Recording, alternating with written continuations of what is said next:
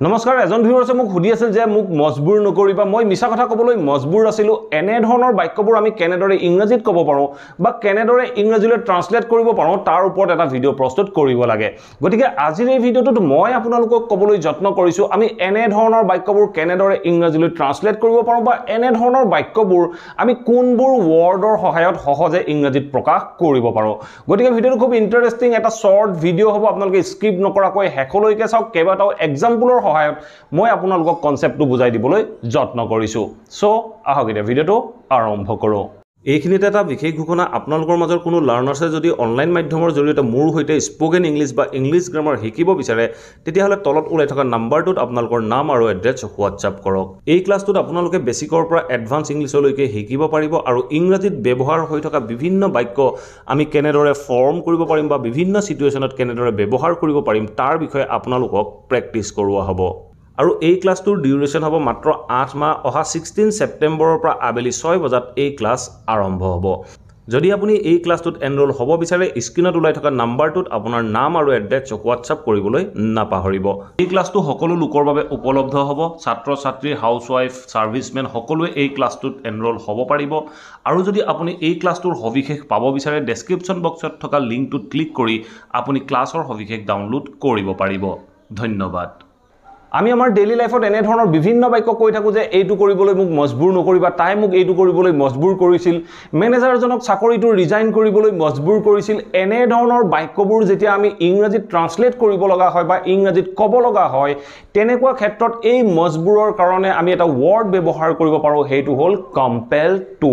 আমি compel to কেতিয়া ব্যৱহাৰ কৰো যেতিয়া আমি কিবা এটা মজবুৰৰ কথা ক'বলৈ যাওঁ তেনেকুৱা ক্ষেত্ৰত আমি ব্যৱহাৰ কৰিম আমি কেনেদৰে ব্যৱহাৰ কৰিম দুই চাৰিটা এক্সাম্পলৰ মাধ্যমেৰে বুজিবলৈ যত্ন কৰো বা এই কম্পেল টুৰ পৰিৱৰ্তে আমি অন্য কিবা ওয়াৰ্ড ব্যৱহাৰ কৰিব পাৰো নেকি তাৰ বিষয়ে আমি ভিডিওটোৰ হেকৰ ফাললৈ জানিবলৈ যত্ন কৰিম সো এটা দুই চাৰিটা এক্সাম্পলৰ মাধ্যমেৰে এই কনসেপ্টটো বুজিবলৈ যত্ন কৰোৱা হওক এতিয়া মই যদি আপোনালোকক এটা বাক্য কওঁ যে illness compelled me two stay in bed এই বাক্যটো চাওক illness compelled me two stay in bed illness মানে বেমাৰে কম্পেলড মি মোক বাধ্য কৰিছিল বা মজবুৰ কৰিছিল বেমাৰে মোক বাধ্য কৰিছিল বা মজবুৰ কৰিছিল কি মজবুৰ কৰিছিল টু ষ্টে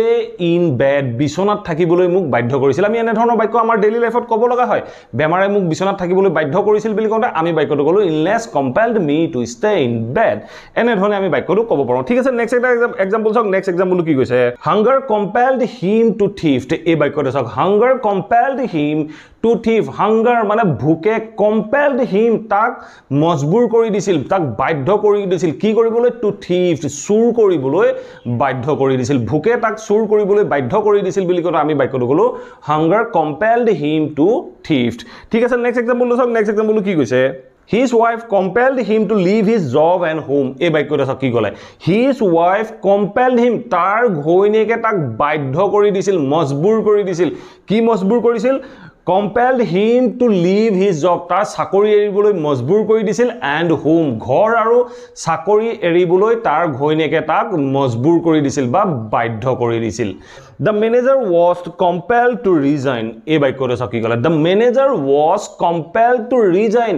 মেনেজাৰজনক ৰিজাইন কৰিবলৈ বাধ্য কৰিছিল The manager was compelled. মেনেজাৰজনক বাধ্য কৰিছিল to resign কৰিবলৈ বাধ্য কৰিছিল এই বাক্যটোত আমি কোনে বাধ্য কৰিছিল তাৰ বিষয়ে উল্লেখ কৰা নাই ঠিক আছে নেক্সট বাক্যটো চাওক নেক্সট বাক্যটো কি কৈছে I was compelled to tell a lie. I was compelled to tell a lie. মই এটা মিছা কথা ক'বলৈ বাধ্য আছিলো মই মিছা কথা ক'বলৈ বাধ্য আছিলো হয়তো মোক কোনোবাই বাধ্য কৰাইছিল কোনে বাধ্য কৰাইছিল তাৰ বিষয়ে আমি উল্লেখ কৰা নাই মই বাক্যটো কৈছো যে I was compelled to tell a lie মই মিছা কথা ক'বলৈ বাধ্য আছিলো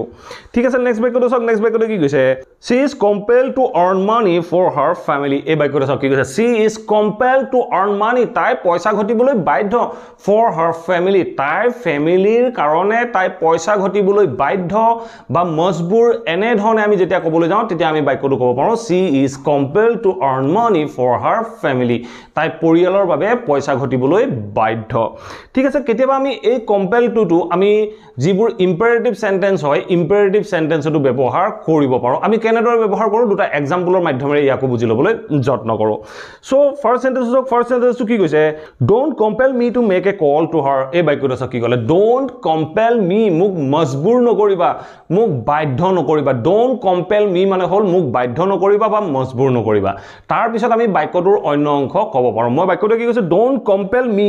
to make a call to her তাইলৈ ফোন কৰিবলৈ মোক বাধ্য নকৰিবা বুলি কওঁতে আমি বাক্যটো ক'লো don't compel me to make a call to her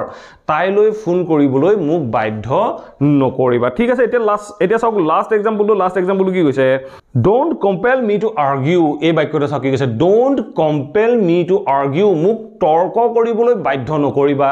আমি আমাৰ ডেইলি লাইফত এনে ধৰণৰ বিভিন্ন বাক্য কওঁ মোক মিছা ক'বলৈ বাধ্য নকৰিবা don't compel me to tell a lie মোক তৰ্ক কৰিবলৈ বাধ্য নকৰিবা don't compel me to argue এনে ধৰণে আমি imperative sentence টো compel to ব্যৱহাৰ কৰিব পাৰো আৰু আমি এই compel toৰ পৰিৱৰ্তে আমি force to ব্যৱহাৰ কৰিব পাৰো আমি force to ব্যৱহাৰ কৰিও এই বাক্যখিনি ক'ব পাৰো আমি ক'ব পাৰো যে don't force me to argue মানে মোক আৰ্গিউ কৰিবলৈ বাধ্য নকৰিবা এনে ধৰণেও আমি বাক্যখিনি ক'ব পাৰো আশা কৰো এই ভিডিওটোৰ পৰা আপোনালোকে নিশ্চয় বুজিব পাৰিলে আমি মজবুৰ বা বাধ্য হোৱাৰ কাৰণে কেনেদৰে compel to বা force to ব্যৱহাৰ কৰিব পাৰো যদি ভিডিওটো ভাল পালে প্লিজ ভিডিওটো লাইক কৰক আৰু সকলোৰে মাজত শেয়াৰ কৰি যাবলৈ সমূলি নাপাহৰিব আৰু যদি চেনেলটো সাবস্ক্ৰাইব কৰা নাই প্লিজ সাবস্ক্ৰাইব কৰি অল নটিফিকেশন অন কৰি ল'ব মই আপোনালোকৰ বাবে এনে ধৰণৰ ভিডিও ৰেগুলাৰ আপলোড কৰি থাকো আপোনালোকে নটিফিকেশন পাব আৰু ভিডিওবোৰ চাব পাৰিব thank you for watching this video have a nice day